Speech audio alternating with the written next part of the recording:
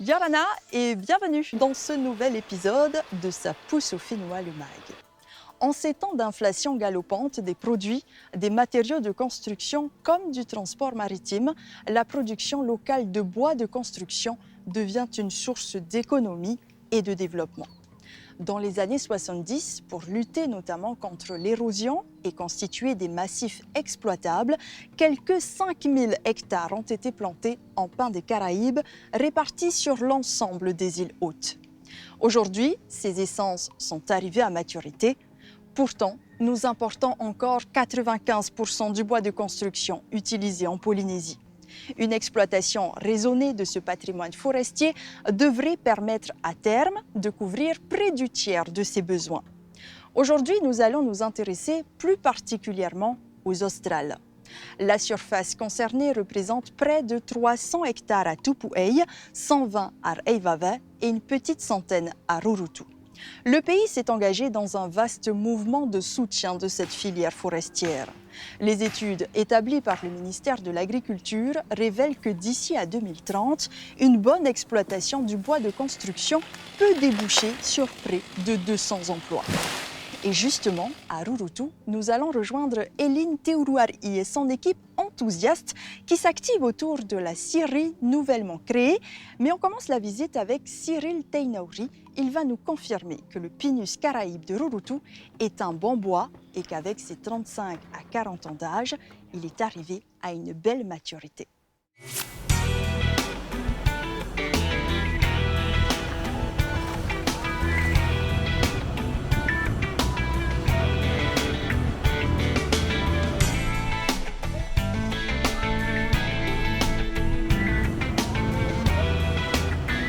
Bon, là, c'est des pinus. Ça a été planté il y a moins une trentaine, quarantaine d'années. Par les anciens, là, les anciens de la dalle. Là, le bois est arrivé à maturité. Et du coup, là, c'est pour ça qu'on a mis en place la scierie.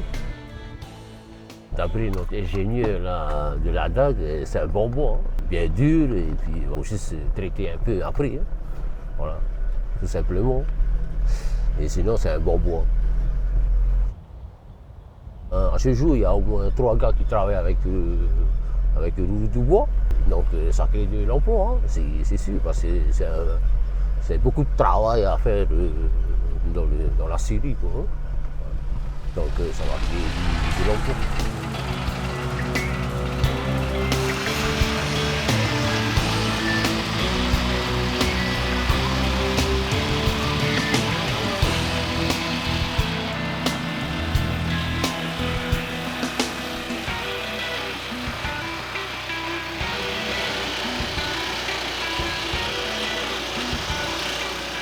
Alors, on tronçonne les bois pour faire des bois de construction. Mais tout dépend des troncs. Tu as les troncs qui sont costauds. La machine a du mal à couper. Il faut aller doucement. Si tu as des nœuds qui dévient les lames de la machine, il faut faire attention à ça. Et surtout la sécurité, c'est tout. C'est bien, ça, un travail pour nous. Et plus tard, peut-être pour d'autres personnes. Pour l'avenir de Rurutu. Il faut exploiter. Il y en a beaucoup. Peut-être à la retraite, on n'a déjà pas encore tout coupé.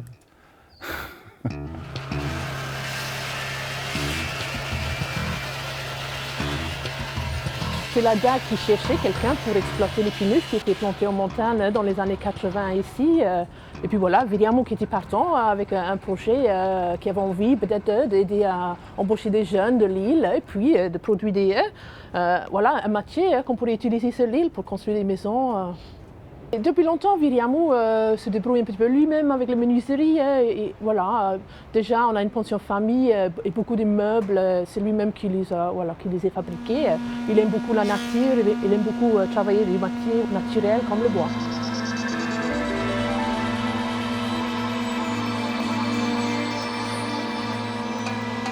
Les arbres sont là depuis 30 ans là, maintenant, donc ce sont des arbres qui sont mûrs, donc c'est du bon bois, du bois de construction. On a fait une formation en classement de bois, donc c'est la DAC qui nous a proposé qui nous permettent de mieux comprendre ce qu'on est en train de faire. Donc ça, c'est déjà très, très bien. Aujourd'hui, il n'y a que 2 ans qu'on est en activité, donc c'est surtout côté scierie qu'on est en train de développer. Là, aujourd'hui, on a une petite scie mobile. On a eu la chance d'avoir une deuxième subvention pour pouvoir acheter une plus grande scie et voilà, plus de matériaux pour pouvoir exploiter le bois en montagne. Ici, on est à l'atelier de stockage à Vitaria, à Reloutou. C'est du stockage, mais on a une petite raboteuse, donc on commence déjà à transformer un petit peu le bois. Peut-être plus tard, on espère bien développer un petit peu le côté menuiserie. On verra bien. Le pinus, c'est un super bon bois, mais bon, un rêve, ce sera plutôt peut-être d'essayer des autres essences qui sont peut-être plus adaptées à l'île ou plus écologiques. Une partie du travail de la DAG pour nous permettre d'exploiter le bois, c'est en fait de créer des pistes forestières en montagne pour accéder aux massifs pinus qui sont là-haut, mais aussi qui font des très belles pistes pour les touristes, pour les randonnées à pied, mais aussi des sorties équestres. C'est vrai que les petites scieries, côté logistique, c'est pas très facile. Donc, quelque part, heureusement, il y a la DAG qui nous aide à nous lancer parce que c'est pas très facile, hein. Surtout avec l'éloignement, voilà. Ensemble, avec Viliamo, on a trouvé que c'était un moyen de pouvoir embaucher des jeunes de l'île, de les donner un avenir. Confiance en l'avenir aussi à Tupuai. L'ancienne scierie résonne du chant de nouvelles machines. Ici, le peuplement sur terre domaniale est d'environ 120 hectares et 180 sur des terres privées. La dynamique créée autour de la filière présente aussi une opportunité pour les propriétaires forestiers, leur permettant soit de poursuivre avec de nouvelles plantations, soit d'orienter ces terrains vers d'autres valorisations. Partons à la rencontre de Hina Guilin et de ses jeunes bûcherons. Ils vont tout nous expliquer.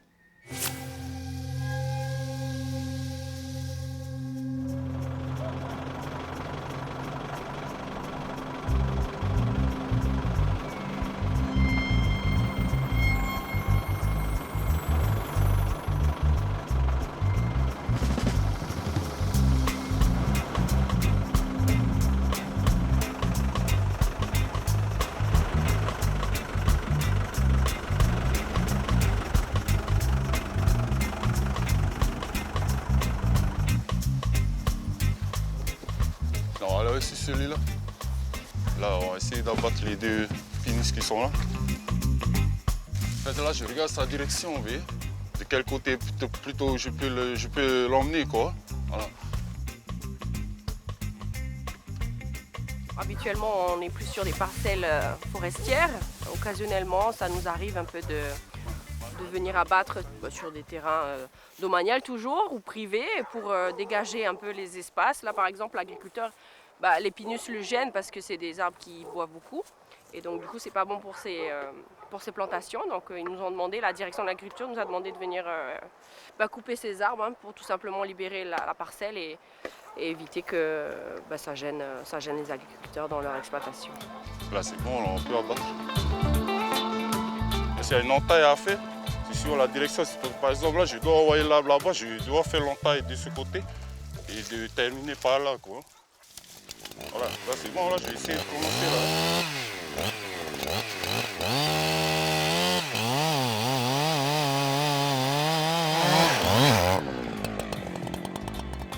En fait, l'entaille, ça ressemble à ça, c'est un angle de 45 degrés qu'on doit faire à peu près quoi, pour faire la direction de l'abattage quoi.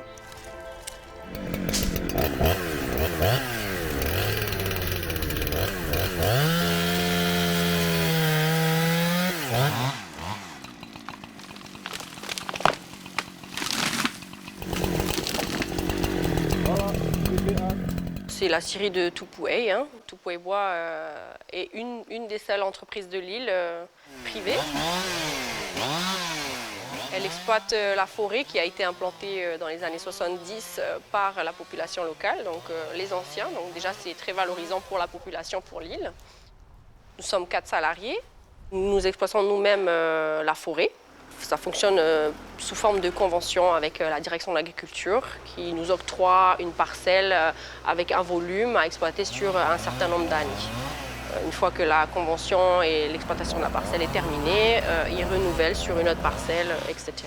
La convention, c'est sous forme de régénération naturelle, c'est-à-dire qu'on doit laisser des semenciers sur le site, sur la parcelle, pour qu'eux fassent les bébés et reproduisent la forêt naturellement. Donc on choisit les plus droits, les plus gros, les plus beaux au final, qui seront les parents de la nouvelle parcelle.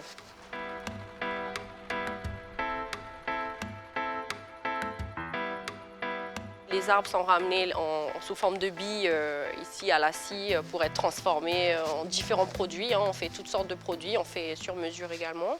Dans les standards, on est sur de la construction 2 par 3, 3 par 6. On fait également de la palette. Et la majorité des bois produits ici sont exportés sur Tahiti par le biais du Tuhapé.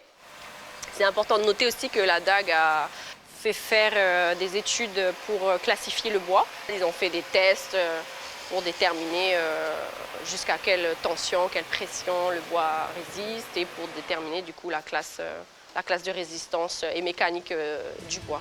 C'est certifié sous classement visuel, donc on a eu récemment une formation pour remettre à jour justement comment classer les bois.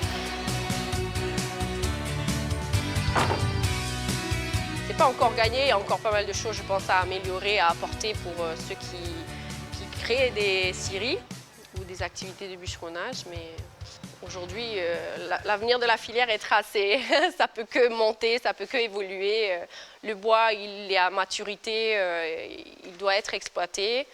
On peut partir sur des emplois allant jusqu'à la retraite parce que la forêt se régénère. Au bout de 5 ans, on peut commencer à exploiter. Bon, c'est pas forcément l'idéal pour un arbre, mais on peut déjà. Donc au final, quand tu arrives au bout de la parcelle, l'autre a déjà repoussé, puis tu recommences. Et puis donc tu peux offrir un emploi jusqu'à la retraite à tes salariés. Notez que la filière bois ne se résume pas au bois de construction. La promotion des bois précieux locaux, tels que le miro, le tau ou le tamanu, pour les usages traditionnels et artisanaux, est au cœur du programme. Vous le voyez, il y a du pain sur la planche. C'est ici que s'achève notre balade dans la forêt des Australes. Heureuse de vous retrouver très vite pour une nouvelle aventure de Sa pousse au Fénois le Mag.